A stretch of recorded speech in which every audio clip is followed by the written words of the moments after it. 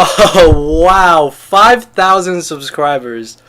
Holy crap, guys. I know I say this all the time. You're probably getting sick of it by now, but y'all are just awesome. Y'all are the best. Thank you for showing me this much support in the time that I've been on YouTube. And if it wasn't for you guys, I honestly would not be playing Pokemon. I mean, half the fun of playing the game is being able to upload, narrate, and know that people enjoy my content. So yeah, originally this should have been a PIP battle, but I lost track of time and it's too late now, so that's my bad. Anyways, this is a PU battle I had against one of my very good friends, WandererOfTheWind. And for those of you who do not know what PU is the fictional tier under NU where the NU of the NU Pokemon lie. For example, Swoobat works pretty good in PU, as for NU, not so well. So for those of you who don't know what PU is and want to know what PU Pokemon there are, I'll leave a link to it down in the description, and who knows, maybe we can battle in PU sometime if you add me on Skype.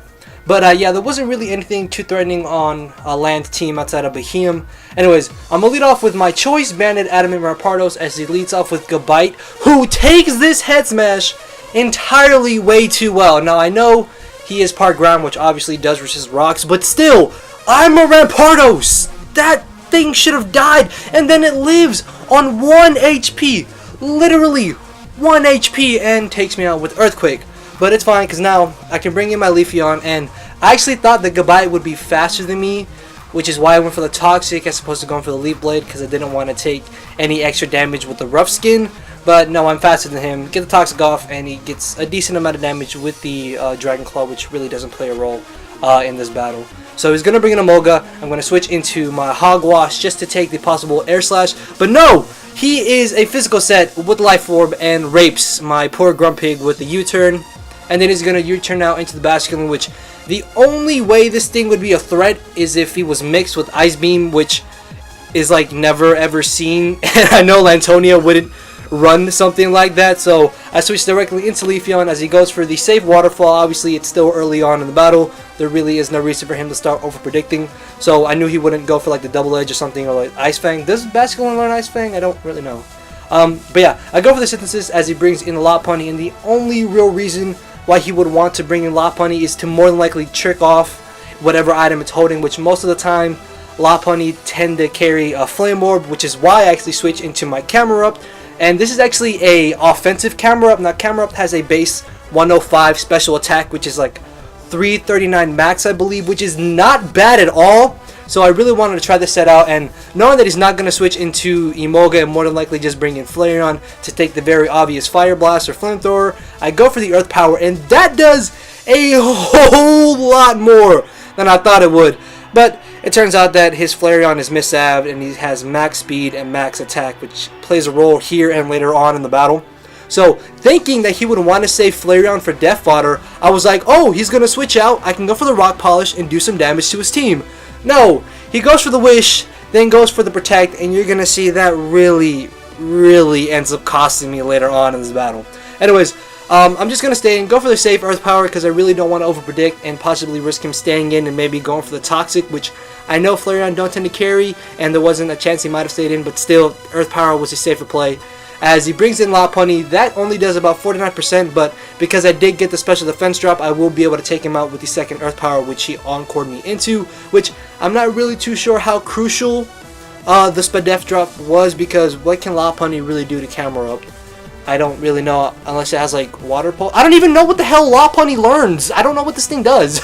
Anyways, he's going to bring in a Molga. Obviously, I'm encored into Earth Power, so I switch into my Hogwash as Death Fodder, and it turns out he also misabbed the Molga. He was supposed to have Flight Gem, or the Flying Gem, as opposed to Life Orb, which is why he has Acrobatics. Then he gets a crit on my Camerupt, which means the one thing I had for Flareon is now gone, and that thing has become a giant threat, and this is why I should have just taken it out and not over-predicted and gone for the Rock Polish. That was really stupid of me. But I'm going to bring in Leafeon. Even if he didn't have the Flying Gem, or if he didn't have an item, I don't think Acrobatics would still be doing a lot more than it already is. So I get the Toxic off, and I'm then going to switch into my Corsola, because he hasn't shown me Wild Charge yet, and I don't know if Emolga can even learn Wild Charge, so I'm really not worried about it. Then again, if he does learn it, and I brought this in and he didn't go for U-turn, then I would have just got raped. Thankfully for me, he U-turns out, but he actually goes out into Behem, and then thinking that this thing would like be Trick Room or something, I decided just to get off some damage with the Skull, but it turns out that he's Choice Specs Analytic. Now, Analytic boosts the power of whatever attack you go for if you go second. For example, Behemoth is really slow, so it will always go second, which means Analytic will boost its power along with the boost from Choice Specs. So I'm going to bring in my Swoobat, which at this point, Swoobat is basically my last hope of possibly winning. Thankfully, because Swoobat is so fast, I do outspeed his entire team, so that's some really good information. Although he does still have the Basculin with Aqua Jet, and Swoobat doesn't really have the best defenses around, so I'm hoping he won't directly switch it in, and then maybe I can get up a substitute on the Behemoth or the possible Flareon. So I outspeed Emolga, take it out with the +2 Psychic. As I go for the Calm Mind again, I don't know if I just mentioned this, but I have Simple, which instead of getting +1 from Calm Mind, I actually get +2. So essentially, I'm at +4 now, which is why I take the Signal Beam like a monster, even though he is Analytic and it is, well, again, neutral. And I'm going to go for +6. At this point, I'm pretty positive I have a chance to win. As he goes for the Signal Beam again, judging for the damage, I'm thinking that maybe I'll be able to make a substitute. That way, I'll be behind a sub, take out Behemoth, then take out the Basculin as he breaks my sub and possibly win with Swoobat.